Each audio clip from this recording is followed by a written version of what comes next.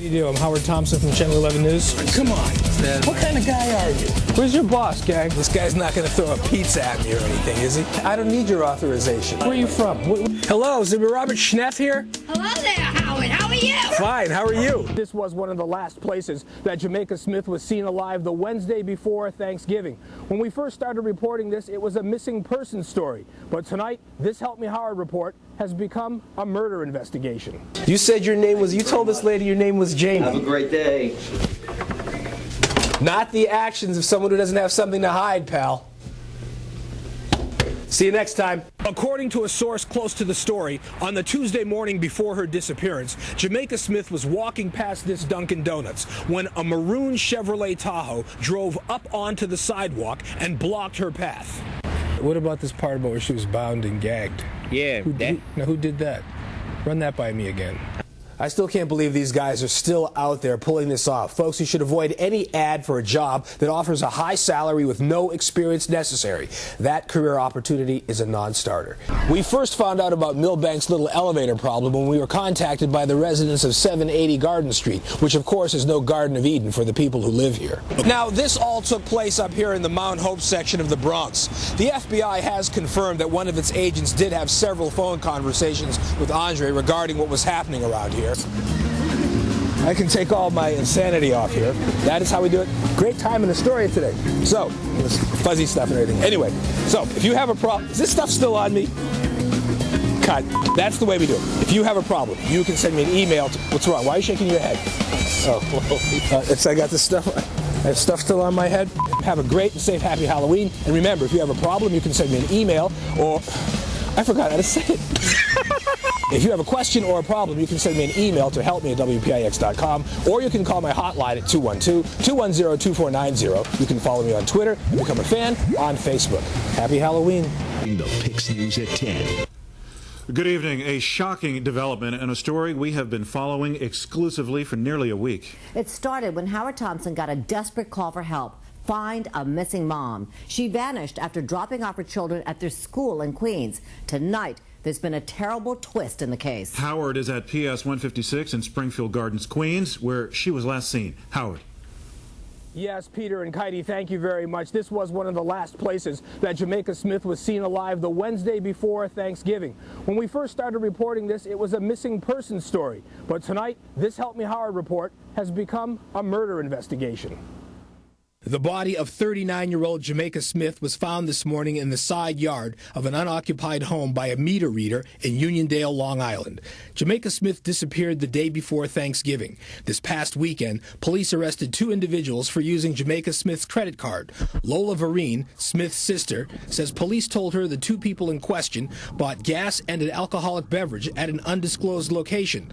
Lola says the 2 had Jamaica's photo ID and actually signed her name. The focal point of Jamaica Smith's disappearance seems to be here, the house that she was renovating on 234th Street in Queens. Today I spoke with a person from the area whom, for obvious reasons, does not want to be identified. I live in the community and I know that there's drug activity going on in that house, and I know that other people in the community know that activity is going on in that house. Jamaica Smith disappeared on Wednesday, the day before Thanksgiving. She dropped her 6-year-old daughter off at PS 156 that morning and has not been seen since. The 36-year-old mother had lived with another sibling in Las Vegas and then moved on to Tennessee, where she was involved in a relationship that didn't work out, moving back to Queens this summer, where she was renovating this house for her daughter. According to a source close to the story, on the Tuesday morning before her disappearance, Jamaica Smith was walking past this Dunkin' Donuts when a maroon Chevrolet Tahoe drove up onto the sidewalk and blocked her path. Some family members were coming around the corner and they called out to her, and then the guys didn't do anything. They got back in their truck. Which brings us back to Jamaica's house, the renovation and what was allegedly taking place in there. This is Charlie Vereen, Jamaica's brother. My conversation with him was interesting, to say the least. Are you saying that Jamaica has disappeared before? I'm saying it. You can say she disappeared before. The same thing. She's done this before. Yeah. When? Let's see. My pre-admission would be double lifetime. Double lifetime? What are you talking about? I will allow you to form your own opinions of Charlie's current condition. He was all over the place, and I wasn't sure where he was going. He talked about Jamaica's time in Tennessee, and then he said this. And when she came back here, she didn't tell no one. She kept her mouth shut. That may have led that man to believe that she really wasn't concerned about herself. So he took her, bound her and gagged her, and she's in the front room of the house on her knees, and she can talk and stuff like that, but she just can't leave. What about this part about where she was bound and gagged? Yeah. Who did that? Run that by me again. I don't know. She did something to somebody where she came from. From Tennessee. Right. And he didn't like it. I don't know. Her ex-boyfriend? I don't know if it's an ex-boyfriend in Tennessee? It could be a complete stranger. I'm not sure what to make of Charlie and what he told me. Our person from around the way says Jamaica should have stayed in Tennessee. I feel this girl should never have come to New York because she came to New York and she didn't know what she was walking in on. In my heart, I want to believe that she's okay and that she's still alive. But I can't see any reason why these people that took her would keep her alive. Once again, 36-year-old Jamaica Smith found dead this morning by the side of a house in Uniondale, Long Island. She leaves behind a 6-year-old daughter. If you have a problem, you can send me an email to helpme@wpix.com, or you can call my hotline at 212-210-2490. Don't forget about my blog. You can follow me on Twitter and become a fan on Facebook. Heidi, back to you. Good evening. We start with a PIX exclusive, an interview with a man arrested for killing a Brooklyn mom. But the thing that makes this different from what you'll see anywhere else tonight is that we talked to him before he was a suspect. Howard Thompson was the one who found him. He's here now with this Help Me Howard exclusive. Howard. Jim and Heidi, thank you. This story has occupied most of my thoughts since I first started covering it. Admittedly, last night I did not sleep well.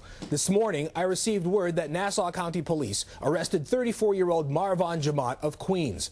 Last week, a family member told me that she felt he had something to do with this. It appears police believe she may have been right. Here's tonight's Help Me Howard follow-up. It's just horrible, you know. I haven't eaten and since then, you know.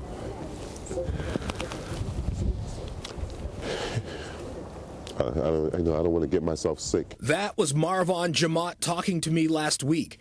And this is Marvon Jamat today, after he was arrested by Nassau County Police for the alleged murder of 36-year-old Jamaica Smith of Queens. Smith, who has been missing since the day before Thanksgiving, is survived by a 6-year-old daughter. She was found dead by a meter reader Monday on the side of an abandoned house in Uniondale, Long Island. She was last seen when she dropped her daughter off at PS 156 in Laurelton 2 weeks ago today. Marvon Jamat is the ex-boyfriend and father of Jamaica Smith's daughter. In conducting our interview with Mr. Jamat, he makes several incriminating statements and implicates himself in this homicide. Mr. Jamat is arrested yesterday and is charged with murder second degree. If he's convicted of these charges, he could face 25 years to life in prison. At his arraignment today, Marvon, a.k.a. Jermaine Jamat, was charged with murder in the second degree. We believe that there was an argument preceding her death regarding the payment of child support. She died by strangulation. It was just last week that I spoke with Marvon Jamat when I interviewed Jamaica Smith's sisters, Sonia and Candy, back when this was still a missing person story. It's highly disturbing that Jamat showed up for the interview that day, given what he's been charged with today. This must be just terrible for you right now. Yes, it's very terrible for me because she called me and she asked me for some money, some stuff like that and whatnot. And I told her, call me back later. And that's the last time I heard from her. Did you have words? What? Were you arguing? No. We don't. Like I just told you a while ago, we never argued. She was a very beautiful person. Keep in mind, while I'm conducting this interview, cops say Jamat had already killed Jamaica, his ex-girlfriend, the mother of his child. She said she asked you for money. Yeah, she asked me some money. I told her call me back a little bit later because I'm working and I'm taking care of business now. I'm working, and I never heard back from her again. Did you have a cordial relationship with Jamaica these past year or so? Yeah, it's very, very nice. Very beautiful relationship. We have a very beautiful relationship. The family can tell you. Now you since have remarried now. Yes. You have another family. Yes. But you've been able to maintain a cordial relationship with Jamaica. Yes, very. Over the care of your daughter. Yes. Okay. Yes. I didn't even know she was missing after on Saturday. You know what I mean? Because we have a good relationship, but we don't speak every day. We speak only when she needs. I can tell you now that last week, Jamaat told me on Saturday night, when he was handing out flyers, he spoke with someone who said they saw a woman being forced into a van on Wednesday, but Jamaat didn't ask for the man's address or phone number. Interesting in the light of present circumstances. So this must be hitting you like a ton of bricks then. This must be very traumatic for you. I have an 8. No. I have an 8. She's the mother of my child. I love my daughter. I do love her. I might be remarried, but I still have love in my heart for her. Okay.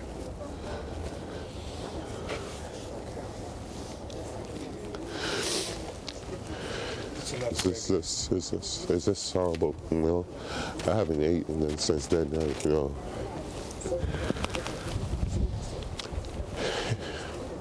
I don't want to get myself sick. Getting sick is the least of Marwan Jamaat's worries because he's now facing second-degree murder charges. If he's convicted of these charges, he could face 25 years to life in prison. We do have a confession. For Jamaica Smith's family, it has been a horrific 2 weeks. He acted like nothing happened.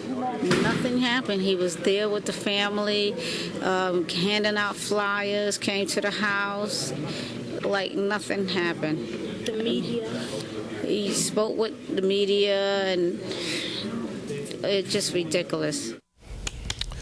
Jamaica Smith's family wants everyone to know that she was a good, loving mother who loved her daughter very much. She did not do drugs or drink to excess. She moved back here from Tennessee to make a better life for her daughter. If you have a problem, you can send me an email to helpme@WPIX.com, or you can call my hotline at 212-210-2490. You can follow me on Twitter and become a fan on Facebook. Jim and Katie? That interview was absolutely chilling in light of what we know now. Absolutely. As I said at the top, I put a lot of work into my stories, but for some reason, after I met the family last week and conducted that interview, I haven't been able to get this out of my system, and You you feel things in this line of work. Okay, Howard. Stay aware.